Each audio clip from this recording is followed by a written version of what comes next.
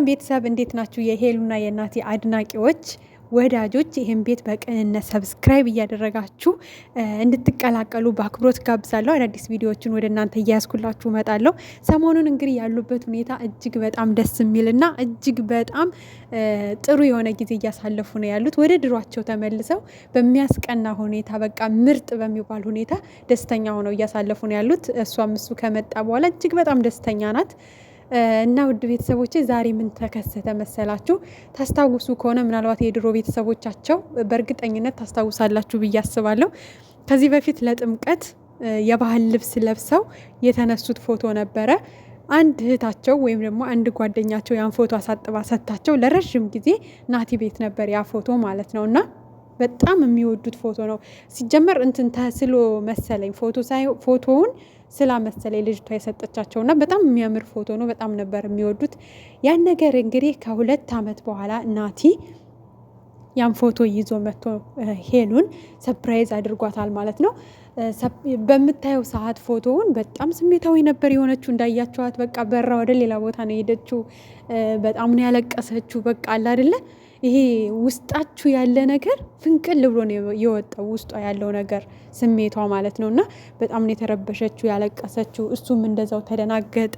በቃ እኔ እኮ የድሮ ትውስታችን በቃ እኔም በጣም ይሄን ፎቶ ሳይ ብዙ ነገሮችን ስለማስታወስ ብዙ ነገሮችን ስለማይበት አንቺም እንደኔ ያ ስሜት አንቺ ጋር ያለ ስለመሰለኝ ነው ያመጣሁት ምናምን ነገር አላት። ተደናገጠ። መጀመሪያ ላይ ማየቷ ያልፈለገች ወይ ደግሞ ያስደነገጣት በቃ ያልፈለገች ነበር የመሰለው እና በጣም ደንግጦ ነበረ። እና በኋላ ላይ ግን ይሄ ፎቶ ለእኔ በጣም ትልቅ ትርጉም አለው። በጣም የምወደው ትልቅ ቦታ የምሰጠው ፎቶ ነው። እና በቃ ይህንን እንዴት አስቀመጥከውስ? በቃ በጣም ነው የተገረመችው። በጣም ነው ደስ ያላትም። በጣም ነው ያለቀሰችውም። እንዳያቸዋት በጣም ስሜታዊ ሆና ነበረ እሱ እስከሚደነጋገጥ ድረስ ማለት ነው። ማለት ማሳየቱ ልክ እንዳልሆነ እስከሚሰማው ድረስ ደንግጦ ነበረ። ነገር ግን የደስታ እንባ ነው ያለቀሰችው፣ የመገረም በቃ ማለት ትልቅ ለዛ ፎቶ ሁለቱም ትልቅ ቦታ አላቸው እና እሱም ቦታ ሰጥቶ ያን ነገር ማስቀመጡ አስደምሟታል። እና እንደውም እንዳያቸዋት መጨረሻ ላይ እንደውም ይሄ ፎቶ እኔ ጋ ነው መቀመጥ ያለበት ብላ ያው እሱም ፍቃደኛ አልነበረም። እኔ ጋ ነው የሚቀመጠው ምናምን። በመሀል ግን እሷን የሚያስደስታት ከሆነ አንቺ ደስተኛ ከሆንሽ በዚህ ፎቶ ችግር የለውም ውሰጂው፣ እንድታለቅሽ አልፈልግም ብሎ እንግዲህ ሰጥቷታል ማለት ነው። ወደ ኋላቸው እየተመለሱ ነው ማለት አንዳንድ ነገሮች ያው ታውቃላችሁ ወደው ፈልገው አይደለም የተለያዩት። ትናንትም ነግሬያቸዋለሁ።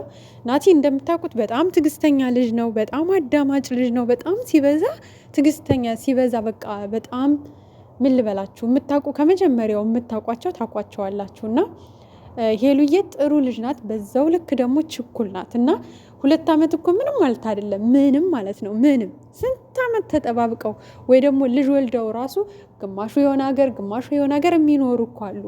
ህይወት ናት በቃ።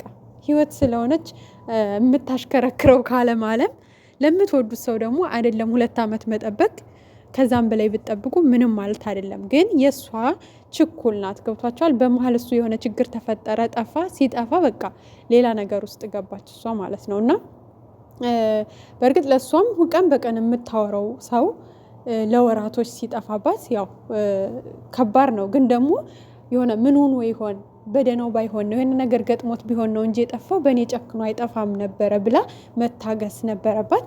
የሆነው ሁሉ ለበጎ ነው። ዋናው አልወለደችም። ብትወልድ ኑሮ የልጅ እናት ብትሆን ኑሮ ከሌላ ሰው በቃ ይከብዳል ትንሽም ለሱም ማለት ነው። ግን እዛ ደረጃ ደግሞ እሷ አልደረሰችም። ታውቃላችሁ ቁጥብ ሴት ናት፣ ጎበዝ ሴት ናት። ችኩልም ብትሆን ፈጣንም ብትሆን ደግሞ በዛው ልክ ደግሞ አርቋ አሳቢ አስተዋይ ጥሩ ሴት መልካም ሴት ነችና ያው እንግዲህ ደስ የሚለው ነገር ያ ነው። ልጅ አልወለደችም፣ የልጅ እናት አልሆነችም። አሁን ከናቲ ጋር እንግዲህ የመጀመሪያ ልጇን ትወልዳለች ብለን ተስፋ እናደርጋለን። ደስ የሚል ነገር እየጠበቅን ነው።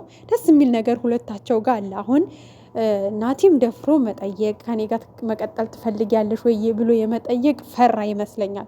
እሷም ደግሞ ያን ሁሉ በደል በድየው ከአንድም 2 ህይወት ጀምሬ እንዴት ከኔ ጋር ሊጀምር ይችላል? ትፈልገዋለች። አይታችሁ ከሆነ በጣም ትፈልጋለች ከሱ ጋር መሆን። ግን ከሱ ቢመጣ ያው ማለት አሁን ላይ ምንም አይነት ህይወት ላይ ካልሆነች ከሱ ቢመጣ ደስ ይላታል። እሷ ይሄን ነገር ደፍራ ማቅረብ በጣም ይከብዳታል። ምክንያቱም ከአንድም ሁለት ህይወት ጀምራ ነበረ እና